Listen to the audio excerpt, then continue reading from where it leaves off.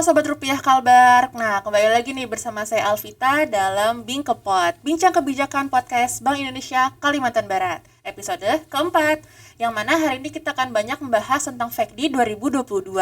Nah, hari ini sudah bersama saya nih narasumber kita, yaitu Deputi Kepala Kantor Perwakilan Bank Indonesia Kalimantan Barat, Bapak Jeffrey Papahan.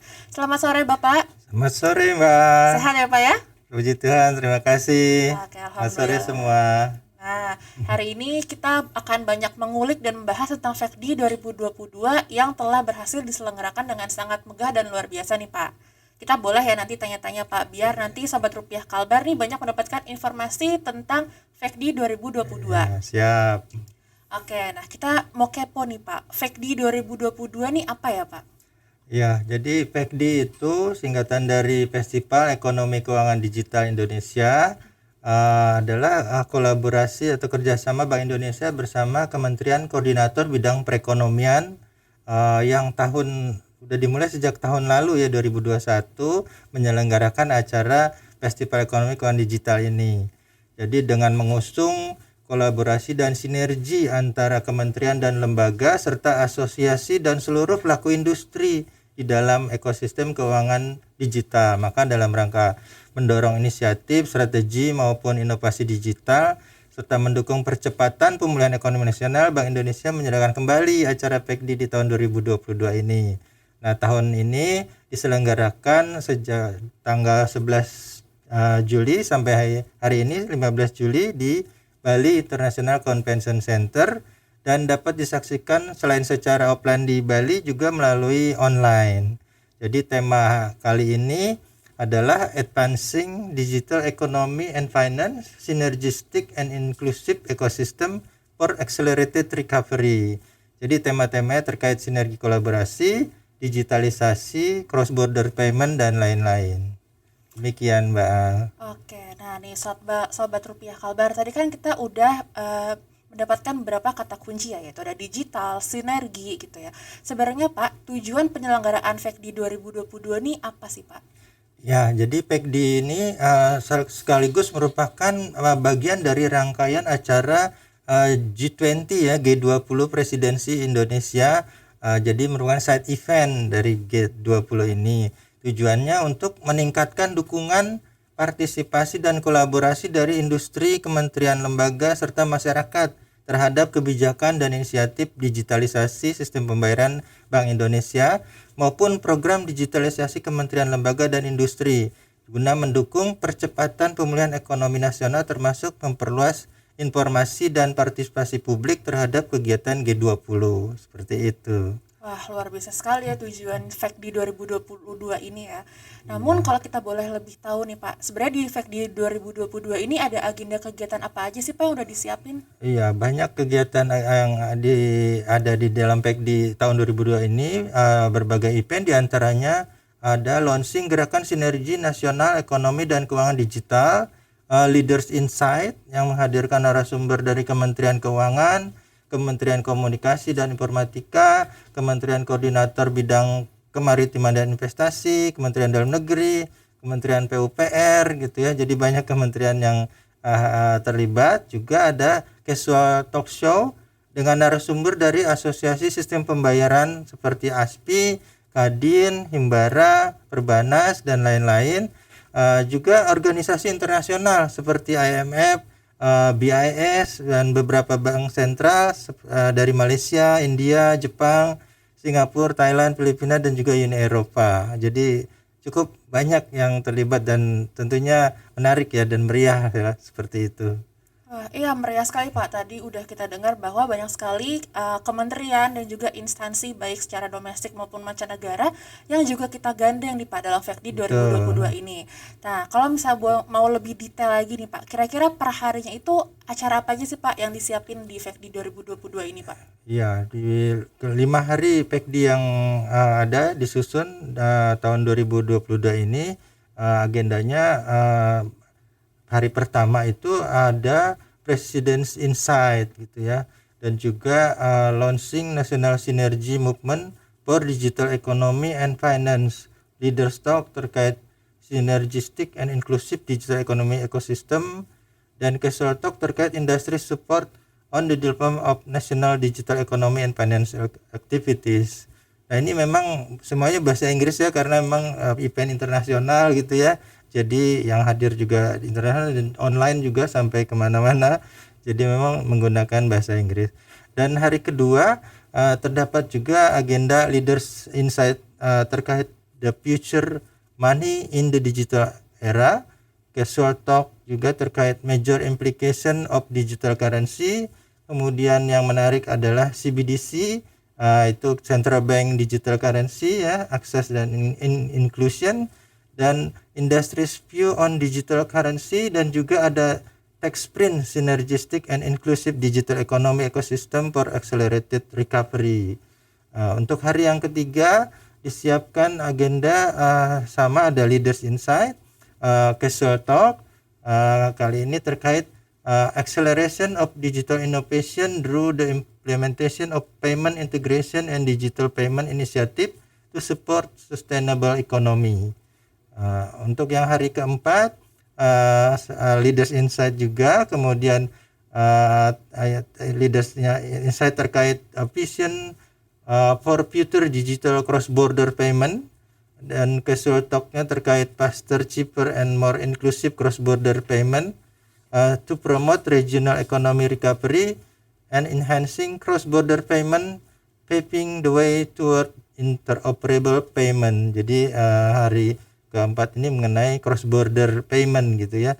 Dan hari kelima agendanya Leaders Insight terkait next phase of Indonesia digital economy and finance, dan casual talk-nya terkait drawing a synergized digital strategy to accelerate next level economy recovery, dan joint statement, ada joint statement nih terkait Indonesia digital economy and finance, advancing together. Jadi banyak agenda-agenda yang sangat menarik ya dalam PECD selama 5 hari ini. Dan selain agenda utama juga PECD ini menghadirkan berbagai agenda talk show sebagai mini stage yang merangkul berbagai industri dan perbankan untuk memberikan edukasi tema harian yang terkait, seperti itu.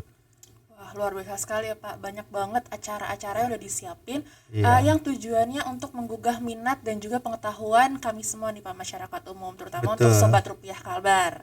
Tadi juga udah kita dengar nih Pak, ada isu-isu yang lagi hangat banget nih dibicarakan, yaitu CBDC.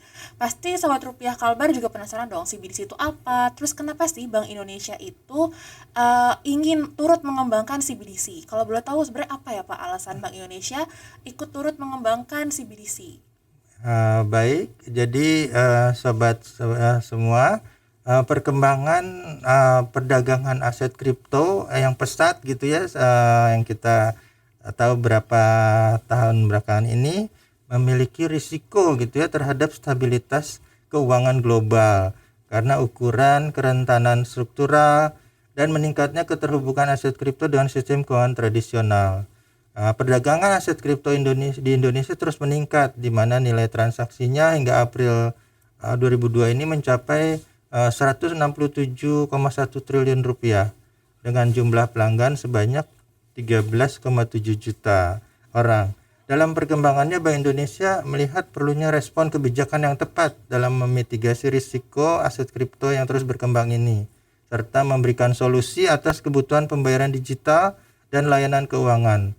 Pengembangan CBDC juga sangat penting dalam mendukung mandat penguatan kebijakan moneter, tidak hanya menjaga stabilitas sistem keuangan, namun dalam meningkatkan efisiensi dan ketahanan sistem pembayaran. Seperti itu, Mbak. Wah, berarti Bank Indonesia ini kurang lebih tujuannya untuk melindungi masyarakat Indonesia ya Pak, dari risiko-risiko terkait kripto. Makanya ingin mengembangkan CBDC. Nah, ini juga lagi hangat nih Pak. Kemarin sempat dibahas bahwa Bank Indonesia nanti pada akhir tahun 2022 akan mengeluarkan white paper sebagai dampak digitalisasi rupiah untuk termasuk tadi mengembangkan CBDC. Boleh dijelaskan nggak Pak, white paper CBDC ini konsepnya lebih seperti apa ya Pak? Ya, baik. Jadi Bank Indonesia memang berencana menerbitkan white paper gitu ya untuk CBDC ini. Jadi ini terkait dengan aset kripto yang saat ini terus berkembang dan dinilai memiliki potensi untuk memberikan makna tersendiri pada pengembangan inklusi dan efisiensi sistem keuangan. Namun terdapat sisi lain yang juga berpotensi menimbulkan risiko baru gitu ya, yang juga dapat mempengaruhi stabilitas ekonomi, moneter, dan sistem keuangan. Jadi penerbitan white paper di sini adalah sebagai langkah hati-hati Bank Indonesia dalam mempelajari isu dan kondisi tersebut gitu ya. Dan white paper ini akan menjadi panduan gitu ya pengembangan CBDC dalam mengeksplorasi mata uang digital yang akan dikeluarkan oleh Bank Sentral. Jadi selain itu juga white paper juga merupakan latar belakang dan rencana pengembangannya gitu ya, serta sebagai bentuk komunikasi kepada publik dan ranah pemberian masukan. Seperti itu Mbak. Terima kasih. Oke, makasih Pak. Nah, tadi kita udah bahas soal CBDC, tapi Sobat Rupiah Kalbar ini juga pengen tahu nih Pak, terkait tentang UMKM yang sekarang tuh pasti lagi berkembang beritanya di mana-mana. Nah, untuk UMKM sendiri Pak, kira-kira gimana sih optimisme Bank Indonesia dalam pengembangan UMKM dengan pemanfaatan teknologi? Karena kan sekarang lagi zaman digital banget nih Pak, terutama di sistem pembayaran yang nantinya pasti ujung-ujungnya tujuannya untuk pembangunan perekonomian Indonesia Pak. Iya. Baik, jadi memang Indonesia memiliki begitu banyak ya UMKM yang ada saat ini, di mana kondisi ini sangat bagus gitu ya dalam membantu perekonomian negara kita untuk bangkit lebih kuat dan menciptakan lapangan pekerjaan. Pada saat ini juga kan masih pandemi gitu ya, COVID-19, itu UMKM itu telah menunjukkan peran bahwa digitalisasi itu berperan sangat baik gitu ya dalam memastikan keberlangsungan akses terhadap layanan keuangan.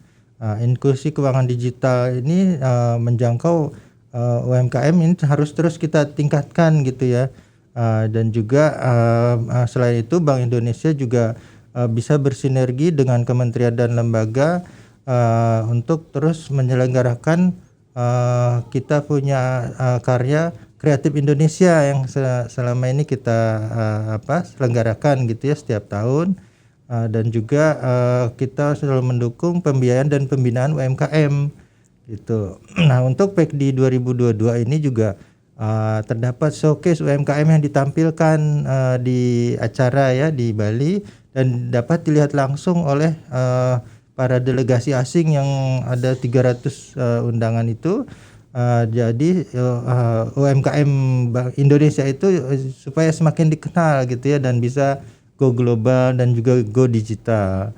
Jadi Bank Indonesia yakin dengan perbaikan dan percepatan digitalisasi ekonomi dan sistem pembayaran, UMKM Indonesia akan terus lahir dan berkembang sehingga terkenal di mancanegara. Oke, terima kasih Pak. Berarti mari kita aminkan optimisme Bank Indonesia ini ya Pak terkait pengembangan UMKM. Iya, betul. Nah, masih berhubungan dengan CBDC dan UMKM nih Pak, ada isu lain yaitu terkait percepatan transformasi ekonomi digital. Ini kira-kira rencana dan langkah Bank Indonesia ke depan nih terkait komitmennya untuk percepatan transformasi ekonomi digital nih apa aja ya Pak? Iya, jadi memang Bank Indonesia sejak dulu ya memiliki komitmen yang kuat, yang teguh untuk mempercepat transformasi, membangun ekonomi digital yang terintegrasi dan juga ekosistem keuangan yang baik gitu ya, terutama juga dengan adanya pandemi malah makin mempercepat ya. Ini ada 3 strategi yang diterapkan, yaitu mempercepat konsolidasi industri pembayaran yang sehat, kompetitif, inovatif melalui regulasi, reformasi regulasi, kemudian juga mengembangkan infrastruktur sistem pembayaran yang interoperable, interconnected, dan integrated. Selain itu juga mengembangkan praktik pasar yang aman, efisien, dan adil ya, fair gitu ya. Seperti itu Mbak. Jadi dengan menerapkan ketiga strategi ini secara harmonis, diharapkan digitalisasi akan bisa mendukung pembangunan ekonomi yang lebih luas dan pertumbuhan inklusif untuk memberikan manfaat yang maksimal bagi perekonomian nasional. Oke Pak, terima kasih. Nah, tadi kan kita udah menangkap big picture ini Pak, secara nasional rencana Bank Indonesia ke depannya bagaimana. Tapi pasti Sobat Rupiah Kalbar juga penasaran nih, gimana sih dampaknya ke Provinsi Kalimantan Barat gitu ya. Bagaimana perkembangan digitalisasi ekonomi di tanah air ini, tapi khususnya di Kalimantan Barat Pak. Oke, jadi memang digitalisasi ini telah membawa peradaban manusia ke tingkat yang lebih luas, ya, inklusif dan terjangkau ke semua masyarakat. Pada saat pandemi COVID-19 ini, di mana kemarin pembatasan sosial itu tentunya tidak bisa dihindari, ya. Jadi dengan hadirnya transaksi secara digital membuat sektor ekonomi ini tetap bisa bertahan gitu, ya. Orang bisa tetap bertransaksi tanpa perlu tatap muka bertemu gitu, ya, dengan transaksi secara non tunai digital. Jadi sebenarnya memang secara tidak langsung pandemi COVID-19 ini menghadirkan momentum percepatan, ya, untuk digitalisasi di Indonesia. Jadi artinya saat ini makin banyak masyarakat yang sudah bisa mengakses layanan digital di dalam urusan ekonomi dan keuangannya dengan keunggulannya yang bersifat lebih cepat gitu, ya, lebih mudah, lebih aman dan handal, ya, cemumuah gitu, ya. Kemudian itu juga Bank Indonesia terus berupaya mengembangkan potensi digitalisasi dengan blueprint sistem pembayaran Indonesia BSPI 2025 sebagai arah kebijakan sistem pembayaran yang menavigasi industri sistem pembayaran di era ekonomi dan keuangan digital. Jadi hingga kini sudah lahir ada 3 tonggak penting, ya, berupa produk digitalisasi pembayaran, yaitu KRIS atau QR Code Indonesian Standard, BIFAS, dan juga SNAP gitu, ya. Dan untuk Kalimantan Barat sendiri juga kita terus berupaya memperluas dan memperdalam penggunaan KRIS dengan mengadakan sosialisasi, edukasi, dan juga program experience kepada masyarakat di sini, baik itu pasar, komunitas gitu, ya. Jadi supaya masyarakat di Kalimantan Barat ini semakin go digital gitu, ya, memahami transaksi secara non tunai. Demikian, Mbak. Oke, terima kasih Pak. Berarti Sobat Rupiah Kalbar, ini waktunya kita mendukung Bank Indonesia dalam mempercepat digitalisasi ekonomi di Kalimantan Barat. Nah, selanjutnya nih Pak, tadi kan di awal sudah disebutkan bahwa FECDI 2022 ini berlangsung di Bali, namun dapat kita saksikan secara online. Tapi kalau di Kalimantan Barat itu sendiri Pak, kira-kira Bank Indonesia ini menyelenggarakan FECDI 2022 ini dengan rangkaian kegiatan apa saja ya Pak? Iya, jadi di Bank Indonesia Kalimantan Barat tentunya juga di Bank Indonesia di provinsi yang lain gitu, ya, kita menyelenggarakan rangkaian FECDI ini. Ada rangkaian berupa free event gitu, ya, free event FECDI. Nah, pada Kalimantan Barat ini kita telah melaksanakan berbagai sosialisasi dan edukasi terkait ekonomi dan keuangan digital, di antaranya pelaksanaan siap KRIS pasar tradisional gitu, ya. Jadi kita sudah mensosialisasikan kepada para pedagang pasar di sini, udah di Pontianak dan juga Singkawang dan juga seluruh kabupaten di Kalimantan Barat.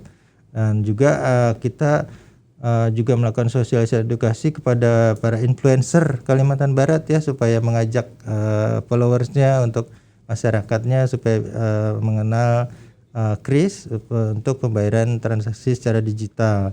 Selain itu juga kita di Kalimantan Barat juga telah melakukan rapat koordinasi dan juga high level meeting TP2DD atau Tim Percepatan dan Perluasan Digitalisasi Daerah Kalimantan Barat, yang tujuannya untuk memperkuat sinergi antar instansi untuk mendorong implementasi ekonomi dan keuangan digital di Kalimantan Barat. Untuk main event sendiri, Bank Indonesia Kalimantan Barat telah menyelenggarakan acara nonton bareng, ya, bersama opening ceremony untuk yang hari pertama, hari Senin itu dihadiri waktu itu oleh Wakil Gubernur Kalimantan Barat, ya, juga Direktur Utama PT BPD Kalimantan Barat serta stakeholder lainnya. Jadi pada kesempatan tersebut juga kita mengajak seluruh masyarakat untuk menyaksikan pergelaran PEKD tahun 2022 ini yang tentunya akan memberikan insight yang bermanfaat sebagai upaya pemulihan ekonomi nasional.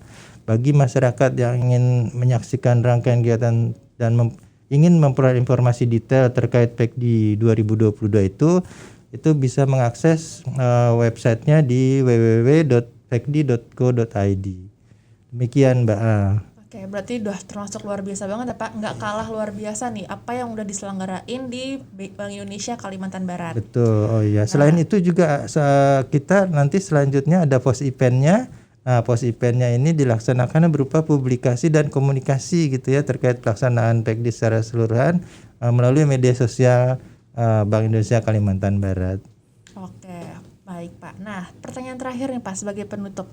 Kalau misalnya nih Sobat Rupiah Kalbar pengen tahu nih informasi terupdate terkait kegiatan apa aja sih yang akan diadain di Bank Indonesia atau yang udah dilakuin sama Bank Indonesia itu khususnya di Kalimantan Barat gitu Pak, kita bisa tahu informasinya itu dari mana ya Pak? Ya, jadi tadi selain website yang saya sebutkan www.pekdi.co.id, nah perkembangan informasi kegiatan Bank Indonesia Provinsi Kalimantan Barat ini juga dapat diikuti dengan mengunjungi platform digital yang kita miliki yaitu melalui Instagram @bank-indonesia-kalbar serta juga melalui media YouTube Bank Indonesia Kalbar. Jadi bisa masyarakat mendapatkan informasi melalui media sosial dan media digital seperti itu. Oke. Demikian Mbak. Baik Pak. Nah Sobat Rupiah Kalbar berarti jangan lupa ya nanti di follow Instagramnya Bank Indonesia Kalbar dan juga di subscribe YouTube Bank Indonesia Kalbarnya. Oke Pak, kita udah di penghujung podcast nih Pak. Terima kasih banyak nih Pak sudah berkenan untuk menjadi narasumber kami di Bingkepot episode 4 yaitu terkait FEKD. Karena tadi kita udah banyak mengulik-ngulik informasi terkait FEKD 2022. Nah, sama-sama Mbak, terima kasih. Terima kasih semua. Oke, nah Sobat Rupiah Kalbar, kita udah selesai nih. Terima kasih banyak yang udah menyaksikan podcast Bingkepot episode 4 ini terkait FEKD 2022. Semoga teman-teman Sobat Rupiah Kalbar dapat mendapatkan informasi dan juga edukasi khususnya terkait FEKD 2022. Dan jangan lupa untuk follow Instagramnya Bank Indonesia Kalbar, juga subscribe YouTube-nya Bank Indonesia Kalbar untuk mendapatkan informasi lebih lanjut terkait acara-acara yang akan diselenggarakan oleh Bank Indonesia Kalimantan Barat dan juga yang sudah diselenggarakan oleh Bank Indonesia Kalimantan Barat. Sekali lagi terima kasih, sampai jumpa di podcast berikutnya.